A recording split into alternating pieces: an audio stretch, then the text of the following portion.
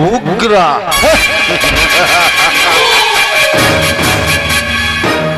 ಉಗ್ರನ ಇನ್ನೊಂದು ಹೆಸರೆಂದ್ರೆ ಭಯಂಕರ ದೇವ ಎಂದು ಅರ್ಥ. ಈ ಭಯಂಕರ ದೇವನ ಬ್ಯಾಕ್ಗ್ರೌಂಡ್ ಅನ್ನು ತಿಳಿಯದೆ ಬಂದವರ ಬಾಳಿನಲ್ಲಿ ಬೆಂಕಿಯ ಬಿರುಗಾಳಿಯನ್ನು ಬೀಸ ಅವರನ್ನು ಸುಟ್ಟು ವಾಸ ಮಾಡದಿದ್ರೆ ನನ್ನ ಹೆಸರು ರಸಿಕರ ರಾಜ ಉಗ್ರ ದೇವನೇ ಅಲ್ಲ.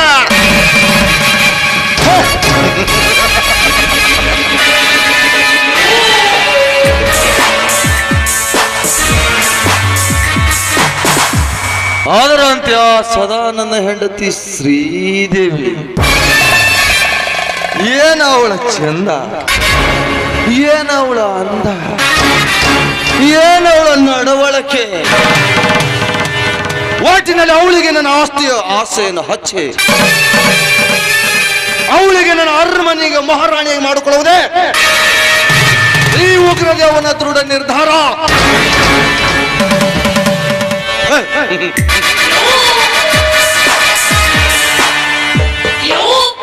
ಅಂದಾಗಲೇ ಆಗೋದು ಈ ನಾಟಕಕ್ಕೆ ಒಂದು ಅಂತ್ಯ.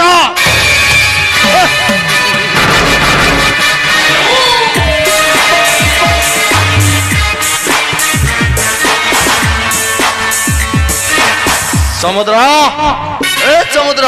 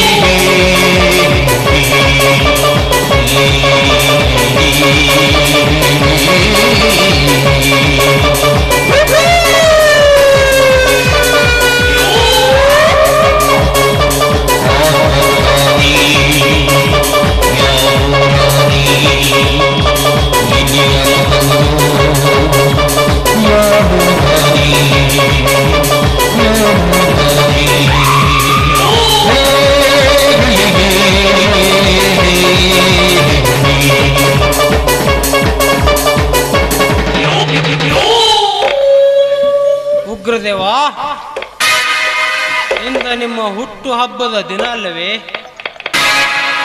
ಹೌದು.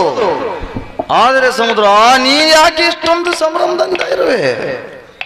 ಏನಾಗಿದೆ ನಿನಗೆ? ನಿಮ್ಮ ನಡವಳಿಕೆ ನೋಡಿದೆ, ಅದಕ್ಕೋಸ್ಕರ ಕೇಳಿದೆ. ಇದು ಹುಟ್ಟುಹಬ್ಬದ ನಗೆ ಅಲ್ಲ ಸಮುದ್ರ. ಇಂದು ಈ ಉಗ್ರದೇವನ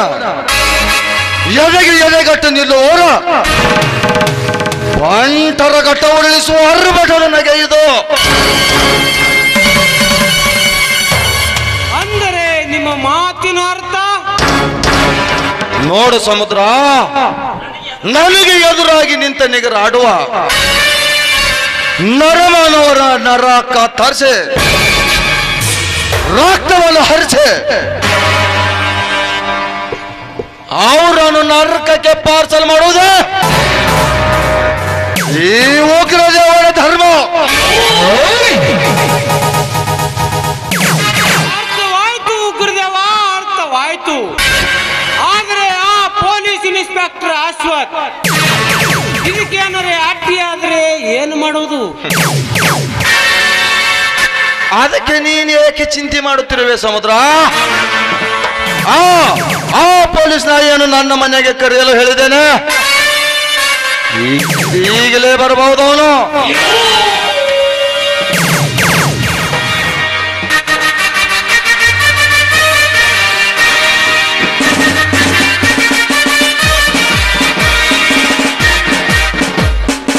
ನಮಸ್ಕಾರ ಉಗ್ರ ದೇವ ಅವರಿಗೆ. ಏನು ಬರಲು ಹೇಳಿದ್ರಿ?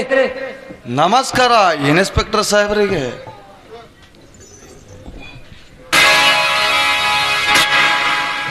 ನಮಸ್ಕಾರ ಸರ್, ನಮಸ್ಕಾರ. ನಮಸ್ಕಾರ ಸಮುದ್ರ ಅವರಿಗೆ. ಹಾ ಉಗ್ರದೇವ್ ಅವರೇ, ಹೇಗೆ ನಡೆಯುತ್ತೆ ನಿಮ್ಮ ಬಿಸಿನೆಸ್?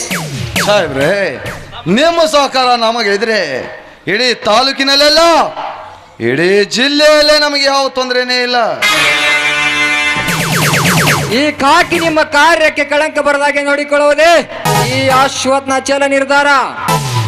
ನೋಡಿ ಸರ್, ಕೊಟ್ಟು ಮಾತು ತಪ್ಪಿದರೆ ಮೆಚ್ಚವನು ಆ ಪರಮಾತ್ಮನು. ಆಡಿದರೆ ಒಂದು ಮಾತು, ಹಿಡಿದರೆ ಒಂದು ಬಾಣ. ಹಾ ಸರ್, ನನಗೆ ಸ್ಟೇಷನ್ಗೆ ಸ್ವಲ್ಪ ಮುಖ್ಯವಾದ ಕೆಲಸವಿದೆ, ನಾನಿನ್ನು ಹೋಗಿ ಬರುತ್ತೇನೆ. ನಿಲ್ಲು ಅಶ್ವಥ್, ನಿಲ್ಲು. ಯಾಕೆ ಉಗ್ರದೇವ್ ಅವರೇ? ನೀವು ಬರೋದಕ್ಕೋಸ್ಕರ ಈ ದೊಡ್ಡ ಹೋಟೆಲ್ನಲ್ಲಿ ಪಾರ್ಟಿನ ಅರೇಂಜ್ಮೆಂಟ್ ಇದೆ. ಅದನ್ನು ಬಿಟ್ಟು ನೀನು ಹೀಗೆ ಹೊರಟ್ರೆ ಅದಕ್ಕೆ ನಾನೇ. ಇಲ್ಲ, ಅರ್ಜೆಂಟ್ ಹೋಗಲೇಬೇಕು ಉಗ್ರದೇವ್ ಅವರೇ. ನೋಡಿ ಸರ್, ಈ ಪಾರ್ಟಿಯನ್ನು ನಿಮಗೋಸ್ಕರ ಅರೇಂಜ್ ಮಾಡಿದ್ದೀವಿ. ತಾವು ಹಾಗೆ ಹೋಗುದುಂಟೆ? ನೋ ನೋ, ಈ ಪಾರ್ಟಿ ಮುಗಿಸ್ಕೊಂಡೇ ಹೋಗಲೇಬೇಕು ನೀವು. ಆಯ್ತು, ಇಷ್ಟೊಂದು ಒತ್ತಾಯ ಮಾಡುತ್ತೀರಿ ಅಂದ್ರೆ ಪಾರ್ಟಿ ಮುಗಿಸ್ಕೊಂಡು ಹೋಗುವೆ. ಆಯ್ತು ಸರಿ, ಮೊದಲು ಎಲ್ಲರೂ ಡ್ರಿಂಕ್ಸ್ ಮಾಡೋಣ, ಆ ನಂತರ ಕುಣಿದು ಕುಪ್ಪಳಿಸೋಣ. ಆಯ್ತಾ? ಏಯ್ ವೆಟರ್,